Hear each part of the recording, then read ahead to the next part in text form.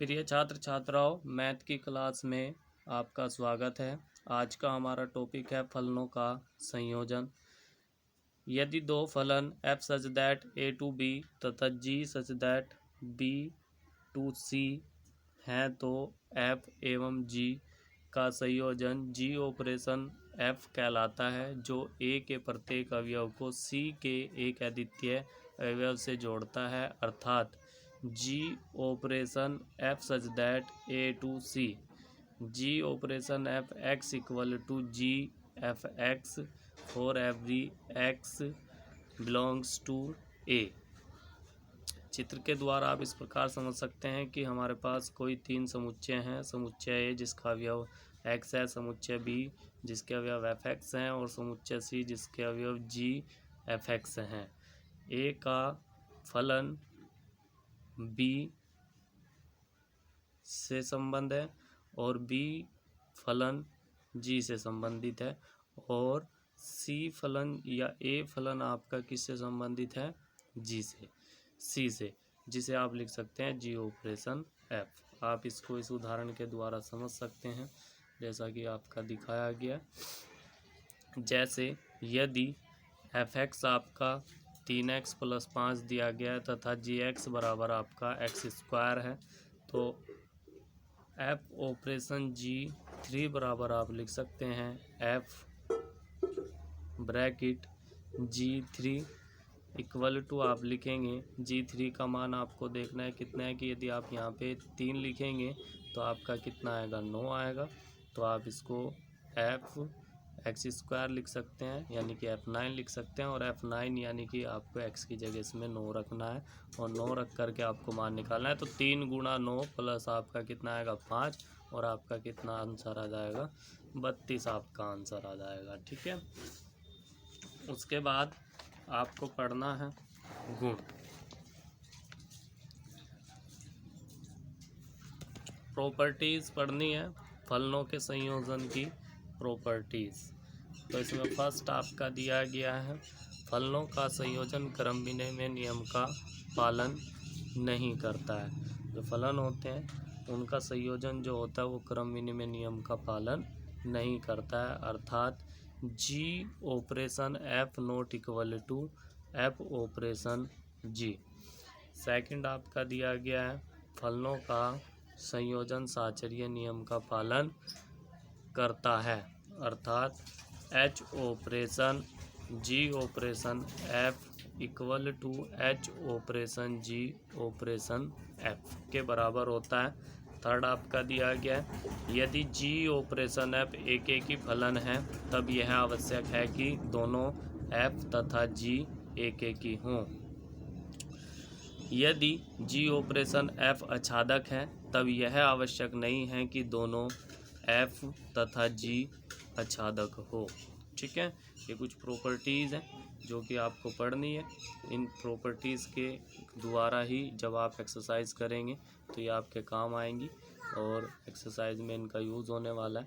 आपका एक एग्ज़ाम्पल दिया गया, उस एग्ज़ाम्पल को आप समझें।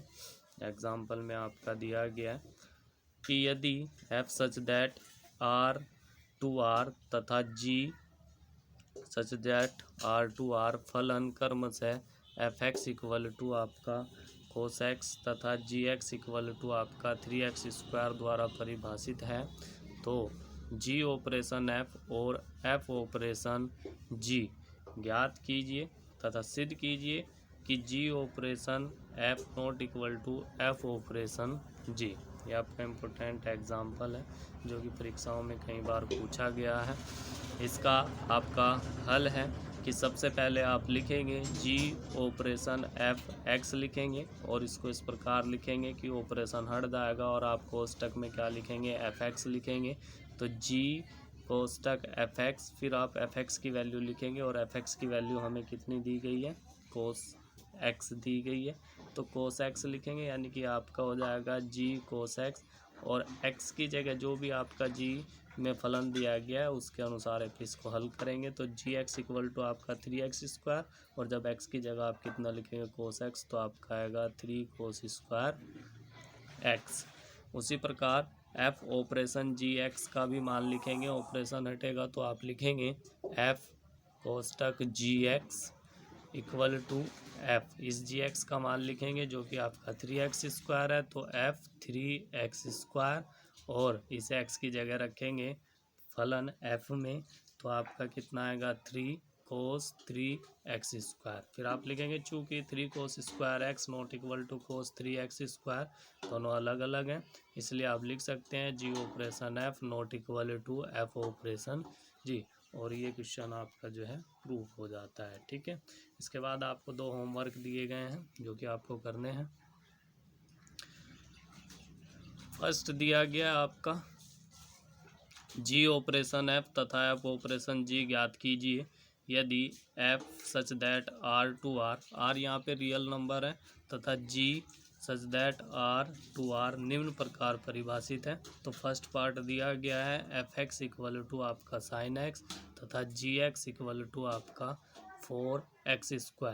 सेकेंड आपका दिया गया F x equal to x² तथा जी एक्स इक्वल टू आपका 2x+1। फिर उसके बाद क्वेश्चन नंबर आपका 2 दिया गया, ये भी आपका मोस्ट इम्पोर्टेंट क्वेश्चन है, आपको हल करना है। यदि f such that R to R, g such that R to R तथा h such that R to R, 3 फलन इस प्रकार हैं कि एफ एक्स बराबर x² और जी एक्स बराबर आपका 10x तथा एच एक्स बराबर आपका log x, तो सिद्ध कीजिए h operation bracket f operation g bracket π/4 equal to 0। यह आपको प्रूव करना है जो कि बोर्ड परीक्षाओं में कितनी ही बार पूछा गया है। ठीक है, उसके बाद आपका नेक्स्ट टॉपिक आता है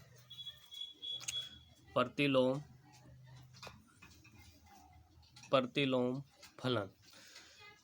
इसकी परिभाषा है यदि फलन f such that A to B एक एकेकी आच्छादक फलन है तो फलन f inverse such that B to A जो प्रत्येक y बिलोंग्स टू बी को एक अद्वितीय x बिलोंग्स टू ए से संबंध करता है, f का प्रतिलोम या व्युत्क्रमणीय फलन कहलाता है, अर्थात f x equal to y, और ये आपका इधर आ जाएगा यानी कि f inverse y equal to आपका कितना होगा एक्स होगा, ये इसके लिए प्रतिबंध है।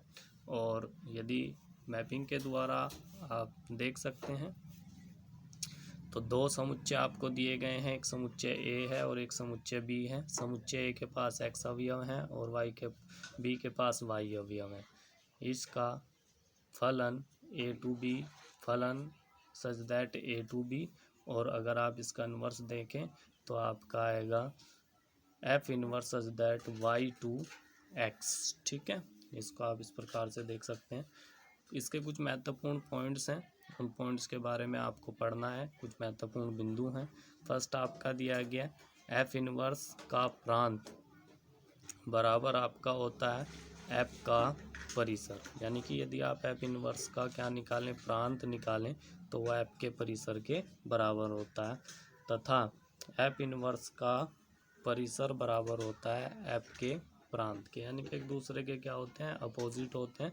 उसके बाद सेकंड दिया गया एफ इनवर्स तभी संभव होता है जब फलन एफ एकेकी आच्छादक हो, यानी कि आपका एफ इनवर्स तभी संभव है जब आपका जो फलन दिया गया है वो आपका एकेकी आच्छादक हो। यदि इसके अलावा फलन आपका अन्य प्रकार का है तो आपका एफ इनवर्स संभव नहीं होता है। थर्ड पॉइंट आपका दिया गया है यदि किसी फलन का प्रतिलोम होता है तो वह फलन व्युत्क्रमणीय भी कहलाता है। फोर्थ आपका दिया गया है फलन का प्रतिलोम सदैव अद्वितीय होता है। इसके आधार पर एक प्रमेय दी गई है जो कि बोर्ड परीक्षाओं में काफ़ी बार पूछी गई है। प्रमेय दी गई है जो कि इम्पोर्टेंट है, लिखा हुआ है यदि f such that x to y तथा g such that y to z दो व्युत्क्रमणीय फलन है, जब व्युत्क्रमणीय होते हैं तो उनके इनवर्स भी होते हैं, तो तब जी ऑपरेशन एफ भी व्युत्क्रमणीय होगा तथा ये आपको सिद्ध करके दिखाना है जी ऑपरेशन एफ का इन्वर्स बराबर एफ इन्वर्स जी ऑपरेशन जी इन्वर्स। इसकी उपपत्ति करेंगे तो मान लेंगे माना जेड कोई अवयव है वो बिलोंग्स करता है कैपिटल जेड में, तो इसलिए आप लिखेंगे जेड इक्वल टू आप लिखेंगे जी वाई, कैपिटल जेड में बिलोंग करेगा और इसलिए आप लिखेंगे जेड इक्वल टू आपका जी वाई और वाई इक्वल टू आप कितना लिखेंगे एफ एक्स लिखेंगे। ये इसलिए लिखेंगे क्योंकि x belongs to capital x और y बिलोंग्स टू आपका कैपिटल वाई। यहाँ से आप इस g को इधर लेके आएंगे तो आप लिखेंगे g इनवर्स z और इक्वल टू आपका ये y यहीं पे रह जाएगा तो y के बराबर होगा। इसी प्रकार आप इस f को इधर लेके आएंगे तो f inverse y equal to आपका कितना हो जाएगा x हो जाएगा। अब आप z इक्वल टू जो आपने लिया था जी वाई उसको आप लिखेंगे और उसे ऑपरेशन के रूप में आप लिखेंगे तो g इक्वल टू आप कितना लिखेंगे जी एफ एक्स, यानी कि y का मान आप लिखेंगे और y का मान कितना है एफ एक्स आप लिखेंगे। तो एफ एक्स आपने लिखा कोष्टक के अंदर, फिर आप ये ब्रैकेट हटाएंगे और इसको ऑपरेशन में लिखेंगे तो z इक्वल टू आपका कितना आएगा जी ऑपरेशन f और आपका कितना हो जाएगा x आपका हो जाएगा। अब ये जो आपका जी ऑपरेशन एफ है आप इसको इधर उठा के ले जाएंगे तो ये आपका किस में आएगा इन्वर्स में आएगा। तो आप इसे जी ऑपरेशन एफ का इन्वर्स जेड इक्वल टू आप कितना लिखेंगे एक्स, जो कि आपकी इक्वेशन नंबर 1 है। इसलिए जी ऑपरेशन एफ क्या होगा आपका 1 1 ही होगा। ठीक है, इसके बाद आपको सिद्ध करना है, क्योंकि इसे सिद्ध करना है तो इसका दूसरा पार्ट भी आपको लेके चलना पड़ेगा। उसमें आपका दिया गया तथा ये लिखेंगे आप f inverse operation g inverse z equal to आप लिखेंगे, इसमें ऑपरेशन हटाएंगे तो f inverse g inverse z आप लिखेंगे और जी इनवर्स जेड का जो मतलब था आपका वो क्या था वाई था। ठीक है, तो यानी कि आप एफ इनवर्स वाई लिखेंगे और इक्वल टू इस पूरे का मतलब आपने क्या माना था एक्स माना था। ये आपकी समीकरण नंबर 2 है। समीकरण नंबर 1 व 2 से आप इसको हल करेंगे तो आप देखेंगे ये एक्स के बराबर आया है और इससे पहले भी आपका एक्स के बराबर आया था जो कि इक्वेशन नंबर 1 में था और इक्वेशन नंबर 2 भी आपके एक्स के बराबर आ रही है। तो दोनों को आप इकट्ठा लिख लेंगे और इनको इस प्रकार लिख लेंगे जेड से जेड हट जाएगा तो g operation f inverse equal to आपका f inverse operation g inverse 1 आपका आ जाएगा, जो कि आपका क्या हो जाएगा प्रूफ हो जाएगा। उसके बाद आपको एक एग्जाम्पल लिया गया जिसके आधार पर आप एक्सरसाइज में भी क्वेश्चन करेंगे।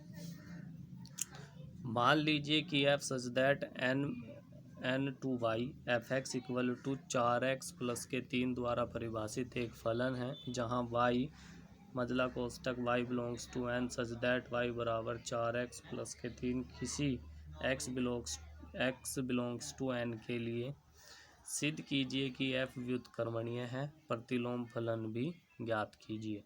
तो आप इसको इस प्रकार करेंगे कि आपको दिया गया f such that n to y और फलन आपको दिया गया एफ एक्स इक्वल टू आपका 4x प्लस के 3। मान लेंगे आप कि ये जो आपका एफ एक्स है उसमें कोई फलन कोई अवयव y बिलोंग्स करता है तो y बराबर आप इसको लिखेंगे, यानी कि एफ एक्स इक्वल टू आप कितना लिख लेंगे y लिख लेंगे। तो 4x प्लस के आप कितना लिखेंगे 3 और यहाँ से आप x की वैल्यू निकालेंगे जो कि आपकी कितनी आएगी y माइनस के 3/4। ठीक है, अब इसे y के पदों में लिखेंगे तो ये किस प्रकार लिखा जाएगा जी वाई इक्वल टू आपका 4 माइनस के 3/4 द्वारा एक परिभाषित फलन g such that y to n मिलता है। यानी कि यदि हम इसको y के पदों में लिखना चाहे तो हमें जी वाई एक परिभाषित फलन मिलता है जो कि किस में है g such that y to m में मिलता है। फिर आप लिखेंगे चूँकि g operation f x equal to आपका जी एफ एक्स लिखा जाता है और एफ एक्स की वैल्यू आपने निकाली है तो एफ एक्स की वैल्यू यदि आप यहाँ पे निकालें तो आपका क्या आएगा, आपका आएगा 4x प्लस के 3। तो 4x+3 यहाँ पे रखेंगे, और क्योंकि जी में रखना है तो जी यहाँ पे ये जो फलन आपको मिल रहा है उसके अंदर आपको रखना है। तो 4x+3 -3 बटे आपका कितना आएगा 4, 3 से 3 कटेगा और 4 से 4 कट जाएगा, तो आपका किसके बराबर आएगा, x के बराबर आएगा। तो आप इसलिए इसको लिखेंगे जी ऑपरेशन एफ बराबर आपका आई है। ठीक है, इसी प्रकार आप लिखेंगे एफ ऑपरेशन जी वाई, पहले हमने किसको लिखा था, एक्स के साथ लिखा था, अब आप वाई के साथ लिखेंगे और इसको चेंज करेंगे, यानी कि एफ ऑपरेशन जी लिखेंगे। इसको हल करेंगे, ऑपरेशन हटाएंगे तो एफ जी वाई आप लिखेंगे। फिर इसमें जी वाई का जो भी वैल्यू होगी वो आप इसमें रखेंगे। तो जी वाई की वैल्यू जो हमने निकाली थी वो आपने निकाली थी वाई -3/4, वो मान हमने इसमें रखा। फिर हम एफ एक्स में रखेंगे, तो एफ एक्स आपका क्या है 4x+3, तो 4 और x, यानी कि इसकी जगह ये आप पूरा रखेंगे तो y -3/4 +3, ये आपका 4 से 4 कटेगा तो ये आपका आ जाएगा 3 से 3 कट जाएगा, तो आपका कितना आ जाएगा y आ जाएगा। तो f operation g equal to आपका कितना आएगा i y आएगा, ये आपका n है यहाँ पे। तो f ऑपरेशन g बराबर आपका i y आएगा। चूँकि f व्युत्क्रमणीय है तथा f inverse g F inverse बराबर जी, जिसमें एफ इनवर्स एक्स बराबर x -3/4 प्राप्त होता है। ठीक है, यानी कि f क्या हो जाएगा, ये हमारा प्रूफ हो गया कि f क्या है आपका व्युत्क्रमणीय है, कि जब हम x लेके चल रहे थे फलन में तो x ही प्राप्त हो रहा था, और जब y लेके चल रहे थे तो y प्राप्त हो रहा था। तो इसलिए आपका f व्युत्क्रमणीय है तथा एफ इनवर्स बराबर जी, जिसमें एफ इनवर्स x बराबर आपका प्राप्त होता है। इसके आधार पर आप 1.3 एक्सरसाइज करेंगे। 1.3 आप एक्सरसाइज इसके आधार पर करेंगे और उसकी प्रॉब्लम बाद में ली जाएगी। आज का ही हमारा नेक्स्ट टॉपिक है द्विआधारी संक्रियाएं, बाइनरी ऑपरेशंस। द्विआधारी संक्रियाएं, बाइनरी ऑपरेशन, इसकी परिभाषा है कि संक्रिया स्टार किसी समुच्चय पर एक द्विधारी संक्रिया कहलाती है यदि ए स्टार ए का प्रत्येक अवयव ए बी स्टार के अंतर्गत ए के अद्वितीय अवयव सी से संबंध हो, अर्थात A star B belongs to A cross A, इसलिए सी बिलोंग्स टू ए। ठीक है, ये आपको ध्यान रखना है। इसकी कुछ प्रॉपर्टीज़ होती हैं, उन प्रॉपर्टीज़ के बारे में पढ़ लेते हैं।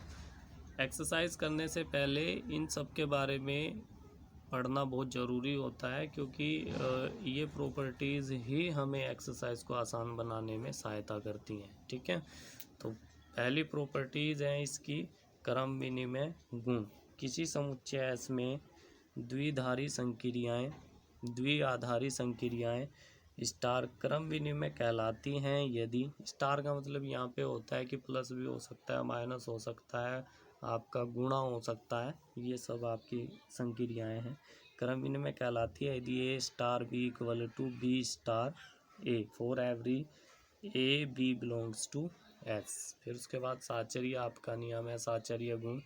किसी समुच्चय एस में द्विआधारी संक्रियाएं स्टार साहचर्य कहलाती हैं यदि ए स्टार बी कोष्टक बंद स्टार सी बराबर a star b star c bracket बंद for every a b c belongs to s. तीसरा आपका है तत्समक गुण।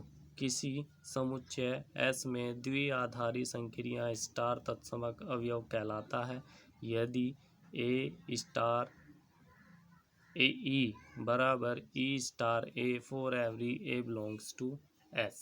ठीक है, ये कुछ नियम थे जो कि आपको पढ़ लेने हैं। ठीक है, केवल पढ़ने हैं, याद नहीं करने हैं, क्योंकि पहले से ही आपको याद है। उसके बाद आपका फोर्थ दिया गया,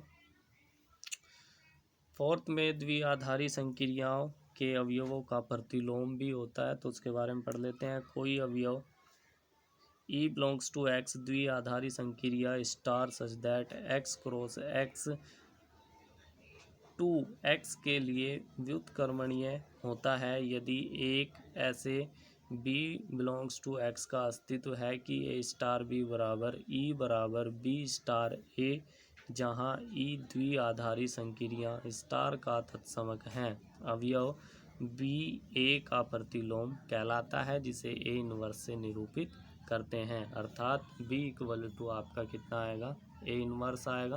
पांचवा आपका दिया गया है, इसमें पांचवा जो इसकी प्रॉपर्टी होती है, गुण होती है, क्वालिटी होती है, वो ये होती है समुच्चय में द्विआधारी संक्रियाओं की संख्या कितनी होती है। इस प्रकार का क्वेश्चन पूछा जा सकता है। तो आप इसको लिखेंगे m की घात m और m की घात कितना 2 होती है, यानी कि m की पावर m स्क्वायर आप लिखेंगे। ठीक है, m क्या है यहाँ पे, जो आपके समुच्चय में अवयवों की संख्या है। ठीक है, उसके बाद आपका लास्ट टॉपिक है इस चैप्टर का, जिसके आधार पर आपकी 1.4 एक्सरसाइज होगी। वो आपका है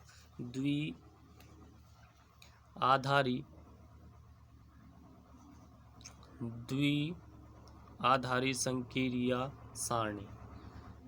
द्विआधारी संक्रिया सारणी किसी परिमित समुच्चय में परिभाषित किसी संक्रिया को द्विआधारी दिखाने के लिए एक सारणी की सहायता ली जा सकती है, जिसे संक्रिया सारणी कहते हैं। ठीक है, तो सारणी आपको बनानी आनी चाहिए, बस सारणी से ही इसके क्वेश्चन हल होते हैं। जैसे ऑपरेशन आपका स्टार दिया गया है, तो जो भी समुच्चय आपको दिया गया होगा उसके अवयव आप यहाँ पे भी लिखेंगे, यानी कि आप क्षैतिज लाइन में भी लिखेंगे और आप ऊर्ध्वाधर लाइन में भी लिखेंगे। ठीक है, जैसे हमें समुच्चय हमने माना हुआ है कि A1 A2 A3 A4 dot dot n तक आपके यहाँ से यहाँ लिखेंगे। तो ये जो आपकी लाइन बनेगी, इसमें आप क्या लिखेंगे कि यहाँ पे तो ये वाली लाइन लिखे, ये लिखेंगे और ऑपरेशन के साथ आप A1 लिखेंगे। तो यहाँ से ये A1 और ऑपरेशन आपका कितना, ये ऊपर वाला A1। फिर ये लाइन ये वाला अवयव लिखने के लिए आप क्या करेंगे, A2 ऑपरेशन आप कितना लिखेंगे, A1, यानी कि इधर की साइड सब में A1 आएगा और इधर आपका जो भी अवयव होगा वो लिखेंगे। और आपको जो जिस ऑपरेशन के अनुसार दिया गया होगा उसी ऑपरेशन के अनुसार आपको इसमें अवयव लिखने हैं। इसी प्रकार आप A2 लिखेंगे, तो आप इधर देखेंगे ऊर्ध्वाधर लाइन में तो A1 है, ऑपरेशन आप कितना लिखेंगे, A2 ऑपरेशन A2, ये फिर डॉट डॉट फिर AI ऑपरेशन आप A2 लिखेंगे, AN तो AN ऑपरेशन आप कितना लिखेंगे, A2 लिखेंगे। फिर डॉट डॉट डॉट डॉट करके आपका दिया गया, तो बीच में कोई IJ अवयव आता है तो आप इसको इस प्रकार लिखेंगे कि पहले आप ऊर्ध्वाधर वाला लिखेंगे, ऑपरेशन आप कितना लिखेंगे, IJ, फिर A2 लिखेंगे ऑपरेशन IJ, फिर dot dot AI operation AJ dot dot AN operation AJ, फिर डॉट डॉट फिर AN करके आपको लिखना है। तो A1 operation AN, A2 operation AN dot dot AI operation AN और AN ऑपरेशन AN। इसके आधार पर, जिससे कि आपको अच्छे से समझ में आ जाए, तो एक आपका उदाहरण ले रहे हैं, एक एग्जांपल ले रहे हैं, उसको आप ध्यान से देखेंगे तो ये आपको पूरा अच्छे से समझ में आएगा। दिखाएं कि समुच्चय 1 2 3 4 में A ऑपरेशन B बराबर अधिकतम AB द्वारा परिभाषित संक्रिया एक द्विआधारी संक्रिया है। हल करेंगे, मान लेंगे, माना A बराबर आपका एक समुच्चय है जो दिया गया है 1 2 3 4 है। ऑपरेशन में आपका दिया गया है A operation B equal to अधिकतम, A ऑपरेशन B अधिकतम। तो आप देखेंगे कि जब A2 B के मान आप रखेंगे तो हम इसको A ले रहे हैं और इसको B ले रहे हैं, यानी कि A ऑपरेशन 2 लेंगे तो उनमें देखना है कि अधिकतम कौन है, ये इसके अनुसार हमें लेना होता है। तो 2 अधिकतम है, जब आप 2 ऑपरेशन 3 लेंगे तो 3 अधिकतम है, 4 ऑपरेशन 3 लेंगे तो आपका कितना 4 अधिकतम आएगा। तो जो सारणी आपको अभी बताई थी उसके अनुसार आपको ये संक्रिया सारणी बनानी है। तो ऑपरेशन लिखा, इसमें कितने अवयव थे, 1 2 3 4 थे, तो 1 2 3 4 लिखा और इतना ही हमें यहाँ पे लिखना होगा 1 2 3 4।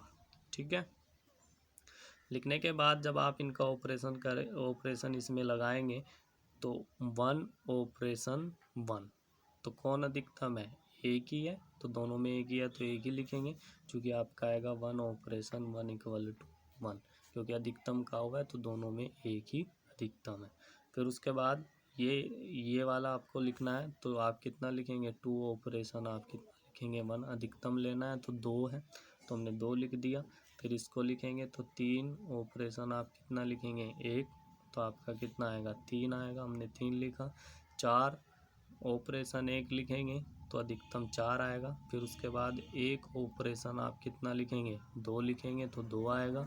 2 ऑपरेशन 2 लिखेंगे तो 2 आएगा। 3 ऑपरेशन आप कितना लिखेंगे 2 लिखेंगे तो आपका कितना आएगा 3 आएगा। 4 ऑपरेशन कितना लिखेंगे 2 तो 4 आएगा क्योंकि अधिकतम लेना होता है।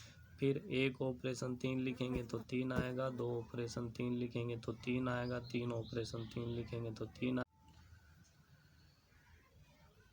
1 ऑपरेशन 4 लिखेंगे तो 4 आएगा। 2 ऑपरेशन 4 लिखेंगे तो 4 आएगा। 3 ऑपरेशन 4 लिखेंगे तो 4 आएगा। 4 ऑपरेशन आप कितना लिखेंगे 4 लिखेंगे तो भी आपका कितना आएगा 4 आएगा। ठीक है।